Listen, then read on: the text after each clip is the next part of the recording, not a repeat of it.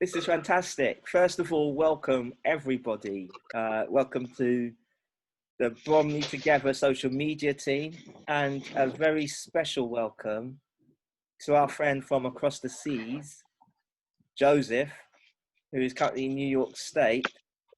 Can I ask people just to first of all introduce yourselves so that everybody knows who you are, your name, and just a little bit about yourself.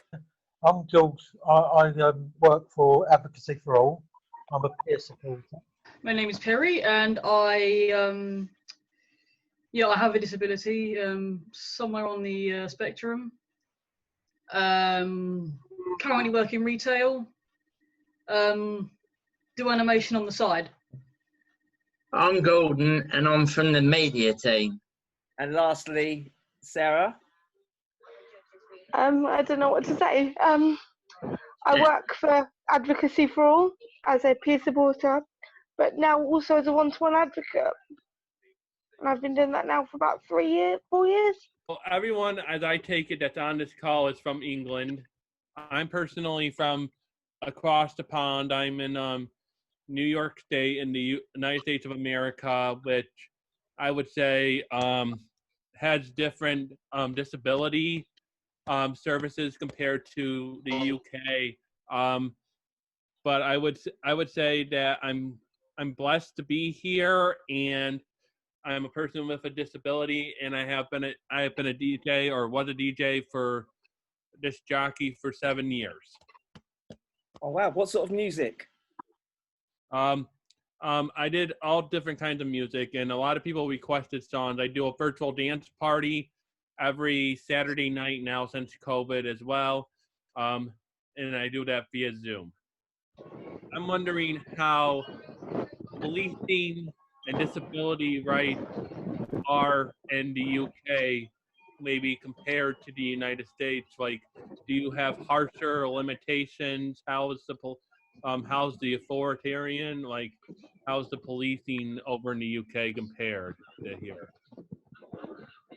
in regards to disability? Who would like to start? Yes, Sarah.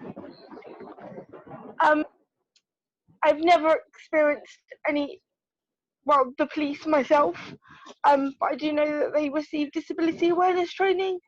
So how they deal with us is slightly different to how they may deal with someone who doesn't have a disability, if that makes sense.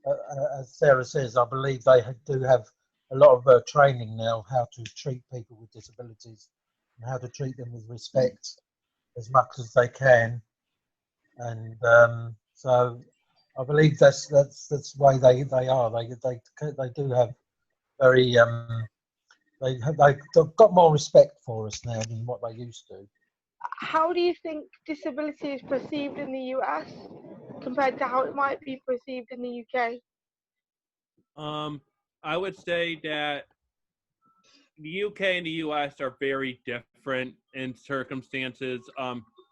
Going back to what we said about the police previously when I asked your question, our police don't have disability awareness training as far as I am concerned. We're working with the ARC of the US to work on that, but I don't think it's fully implemented, and I think people, like especially people on the autism spectrum, that don't know how to communicate with police are taken advantage of by the police right now. One of my other jobs is I'm also a safeguarding trainer, and we recently did some training with professionals like the police regarding autism here in the UK, and they were very sort of receptive to it. Is it easy for disabled people to access healthcare? I can speak from my perspective, and I can easily get access to healthcare.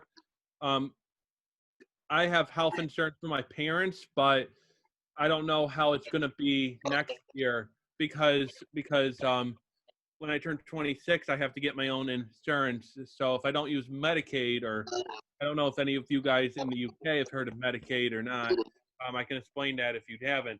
But it's fairly easy for healthcare. I know people in certain places, like group homes and other places, that have equal access to healthcare, but don't know how to get the healthcare they need. My understanding right that Medicaid and Medicare for all, these are it's a public health system in the States. Is that right? That is right. From my knowledge, that's correct. Do you have really big concerns about what happens when you turn 26? Not as much as I used to. Because now I can be put on Medicaid, but beforehand I was just scrambling to figure out how I'm going to pay my insurance premiums and how I'm actually going to get health care. Access to buildings, is it easy access for you to get around, you know, anything like shops and or supermarkets and stuff like that? Is it easy access for people with disabilities? Or is it, do they just, like, have they got things like easy access with wheelchairs and stuff like that?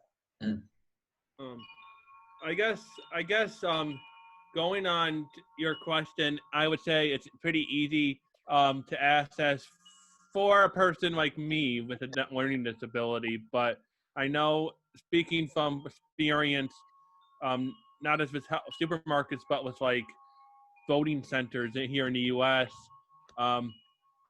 a lot of them are not wheelchair accessible, and we have problems with having wheelchair accessibility here in the States. I don't know how it is over in the UK, but I know that wheelchair accessibility is a big issue here in the States.